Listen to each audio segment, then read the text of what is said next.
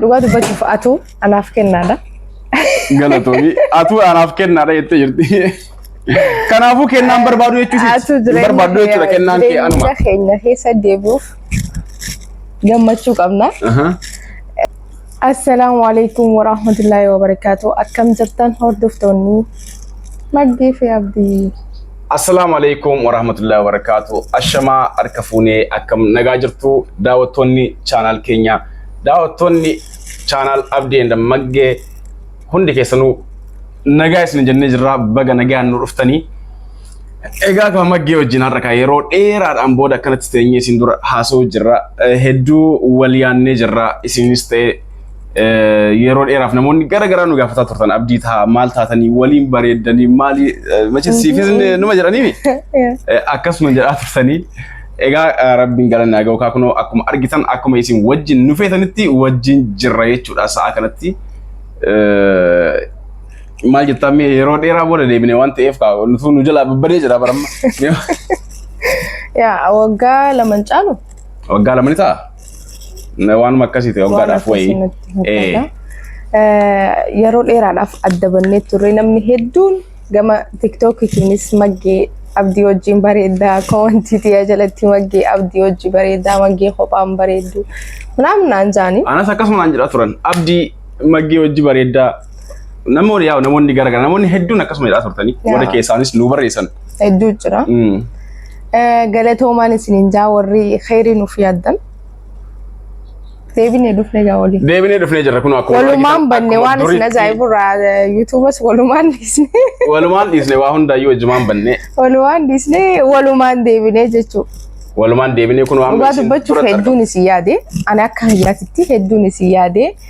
Like family wal godhannee nama family irraa akka nama family irraa fagaatee tokkoon ta'an dhugaa dubbachuudhaaf. Yes yeroo wajji dalagaa turre sanitti koomentii isaanii nu kennan koomentiin jaalala isaanii yaada nu ibsan hamilee namaa ta'a ture hedduu akkuma maatii tokkotti jechuudha gorsaa fi wanti garaagaraa kun waan adda addaatiin hedduu takka hedduu amma warri keessaan warri duraan YouTube irratti nu hordofaa turtan keessaan naa barreessitanii Magee dhiisii wanni akkanaa kun isinirraan bareedu. Araaramaadha akkas hedduu keessaan natti dubbachuu turanii dhugaa bootaan isiniif qabu hadur caalaa akkaan isin jaaladhu na godhee warri keessaan dhuftanii na barreessitanii fi warri bakka messengeraan jetta inboxii TikTok karaa gara garaatiin anaanis akkasuma naan jedhaa turanii karaa gara garaatiin hedduu gaafa ammoo Abdii fi Mageen araaraman jedhamee TikTok irratti isin gaafa jalqaba suuraa gadhiistu. Namoonni hedduun gammachuun aboo inuma ana caala waan gammadan na fakkaate dhugaa ana caala isii caala hunda keenya caala isintu gammadan na fakkaate yaadni keessan like warra kana joofaan arkee dhugaa hedduun isin galatoomfadha warra bakka gammachuu keessaniin booyee wallahi gammachuu keessa imimmaan naqabanii booyee kajan nama hedduu warra gammachuu keessanii sujuuda rakaa lama salaatee rabbiif shukrii galchee warra joofaatu jira dhugaa hedduu maali beeyta namoonni akkanaa kun namoota khairii namaaf yaadan namoota gammachuu namaaf qabanidha namoota if jaalatu namoota keessi isaanii qulqulluu tahanirraayi hedduun isin kabaja hedduun isin jaaladha galatoomaan isin jaa warri akkasitti nu waggaa dhaabbachaa ture. Hedduu galatoomaa hundi keessanuu channel kanarraa illee bannee jirra miidiyaa guutuurraayyuu ani akkuma agartan anis badee jira miidiyaa hundarraayyuu hin jiru ture amma ka mee maatiin faamiliin erga walitti deebineetiin booda channelii keenya family channel keenya yaannee jirra mee YouTube keenyatti haa deebinu jenneetumaan anis dalagaa biraa qaba. Erguma na harkee isinillee yaadatee inni TikTokis dhiisee Facebook waa hunda dhiisee irraa badee jira. Erguma na harkee lakka jirra keenya kun isin jira khazoo yaadate anammoo isin daganneen dalagaa biraa qabaan kanaaf jiddumaan amma dalagaa osoma erga dalagaa dhagaleetii viidiyoo dalayna maali waliin jennee yaannee jirra ummata keenya family keenya kan YouTube yaannee jirra haazalaynu jenneetumaan kaane jechuudha kana booda kaayoo kan dandeenyu ta'e akkuma duraanitti wantoota garagaraatiin isin bashannansiisan isin bohaarsina jenneetis abdii qabnaa yoo kan danda'amu ta'e jechuudha. Warra kana joofaa jira Magee fi Abdii adda bahanii bultiin nama amansiiftu tana akkasuma jaalladha.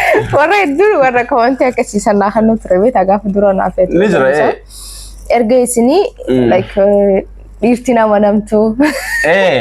Erga isinii yaa'u jaalalli injirtu kan jedhu seetu jirani. Dhiirti nama namtu jaalalti injirtu bultiin nama sodaachisti bultiin ammaan tanaa waggaa 2-3 irraan caaltu nama warra jiru dhugaadha bar bultii keessatti jechuun wanti garagaraa challenging garagaraa isin murachuu danda'a bultii keessatti kana itti amana itti yoo seentanis itti abdadhaati seenaa waan san amana seenaa challenging garagaraa isin mudataa nama jabaataati ni keessa yoo dabartan yookaan ammoo waan xiqqoon addaan isin baasuu danda'a akkuma naaf isitti adda baasee kanatti jechuudha wanni xiqqoon bultii keessan isin diiguu danda'a nutis wanni nu mudate waan akkasiiti waan guddaa ta'ee si miti waan xiqqoodha waanuma xiqqootu gargar nu baasee egaa ilmoo nu jidduu jira akkuma beektan hundi keessoo naaf inni beektanii warri channel keenya kana irratti nu hordofaa turtan ilma keessanis miitanii walis ofis miitan jechuudha waan akkasirratti waan hundattuu ani wanti irraa baradhe maali obsa qabaachuudha wanti an amma erga adda baanii booda baradhe bultii wanni isin barbaaddu obsa rakkoon jira bultii keessatti jiraachuu danda'a maybe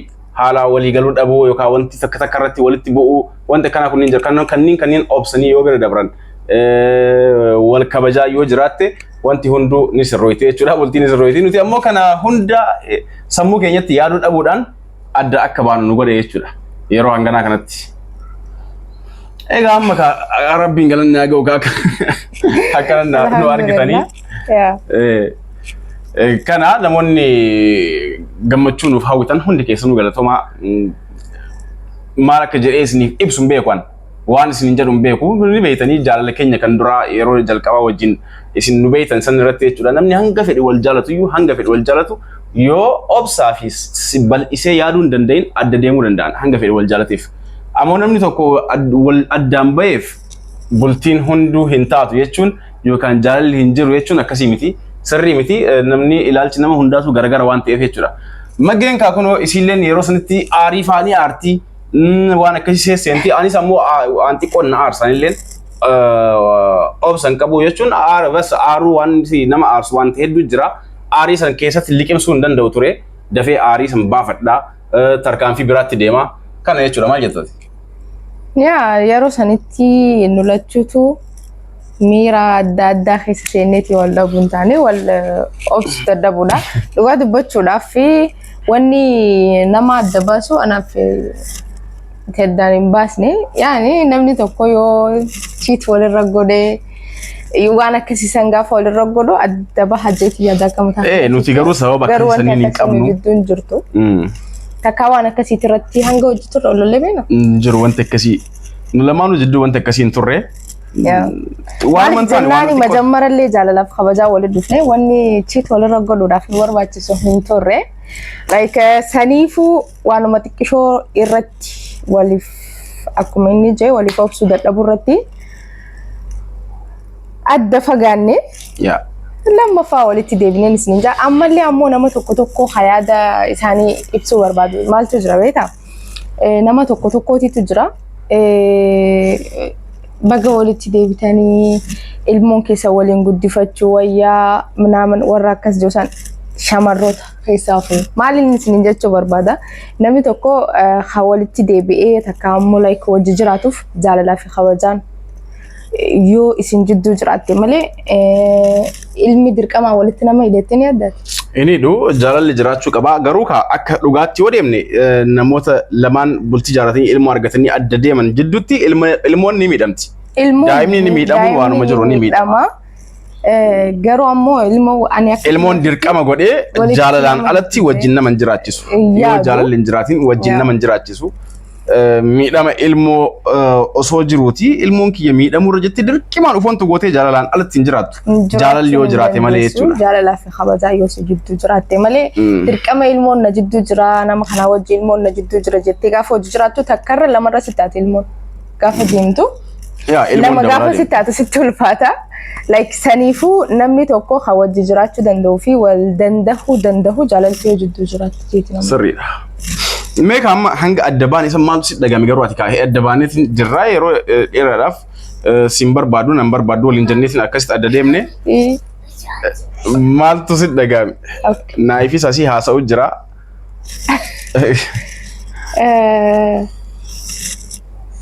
Dhugaa dubbachuuf namni tokko gaafa bultiin isaa baddee miirri gammachuu namatti dhagahama zeeyyaatu. Ikabda ni ulfaata. Ni ulfaata. challenge san garuu ammoo challenge san hunda keessa dabruu danda'uudha. Yes. Egaa naayifis akkuma argitan kun guddatee nama guddaa ta'eetiin asitti haasa'u jira. Yes. Kuno hi Jane. Hi. Naayifin guddisnee kun akkanatti guddateetiin jira. Yeroo tokko akkuma beektan xiqqoo miidiyaa irratti haasa'amee ture ani bira ture ergasii bira jidduu keenya lamaanitti guddatee numaa iyyuu deddeemaan gaddabaan isan jechuudha. Amma kaagalanni haa ga'u inni illee gammachuu qaba nu lamaanuu bakka tokkotti nu argatee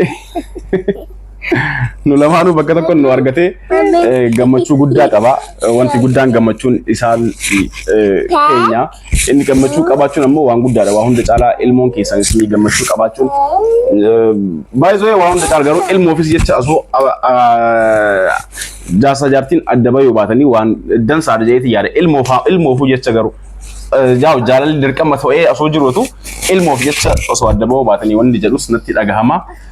Akkuma agartan naayifin taa'u ni fiigaa deema. Bye. Bye. Kana naayifin amma sa'a kanatti gammachuu inni qabu isinitti himuu danda'u maaliif gaafa ana argu yoo an dhiisee biraa deemu narratti booya gaafa isii argee isin isee biraa deemtu irratti booya jechuu kana dura jechuudha. Bas gara tokko goree taa'uu danda'u ni boo'a. Kanaaf amma immoo bakka takka nu argatee kunu baxaan nu rabbasha akkuma fedhe ta'aatiin jiraata guddataa jira jechuudha sa'a kanatti. Alhamdulillah kunu waan guddaadha. Maal jetta gaa? Naayifis akkanatti zahamaa godhee mana kana badabbatee maal jechuun kun siif gammachuu miti? Gammachuudha ilmoon keessan yeroo mana keessa rabbashu akka fedhetti haa ta'u. Ilmoo keessan akkuma hiriyaatti godhaatii guddisaa akka fedhetti haa baxabbatu maal haa jedhu. Bakka kiyyaa na kaafatee taa'ee naayif kaa zahamaa godhaa ture saniif deebinee egaa akkana wanti isin jennu kana booda akkuma duraanitti nu argitan jenneetiin abdanna akkam jetta? Ayyee akkuma na gaafate arga adda baane maaltu si dhagahame haa jette? Jidduun naayif nu jalaa balleesse. Naayif tu dhufee nu harkaa balleesse maaltu si dhagahame ati adda bahuu keenyatti? Jechuun yaa akkuma ati jette adda bahuutti namni gammachuun itti dhagahamu hin jiru yoo waa hedduus itti ulfaata. Maal jedhee maka inni ulfaata deebii akkana jennee hundaafuu kanarratti yeroo biraa irratti haasa'uu wayyu. Waan sagantaa guddaadha waan ta'eef sa'aatii dheeraa amma deebinee jirra isin jechuu fi hanga dandeenyutti dhugaa dubbachuuf isin caalaa nuti ani akka xiyyaatitti anaatu si yaada natti fakkaata. Like maaliif jennaan hedduu faamilii taanee turre hangana gaafa mujammaraa san hangana isin wajjin akkanatti faamilii taana jee hin yaanne garuu erga adda baanee erga abdiin adda baane isiniinis adda baane faamilii meeqa dhabne jechuu jidduu kanatti alhamdulillah walitti deebinee jirra jechuu. Yes. ስለዚህ coin. Yes, coin. Asset.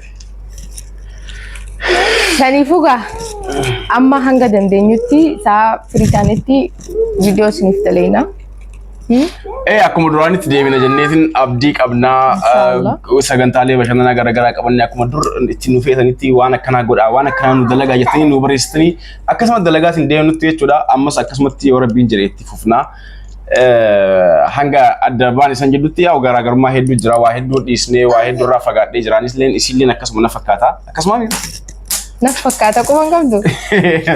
Kanaafuu amma immoo sun hunduu dabree jira. Yaa gara wanti itti deebine jechuudha jiruu teenya duraanitti muudii keenya duraanitti deebine jedheetii yaada.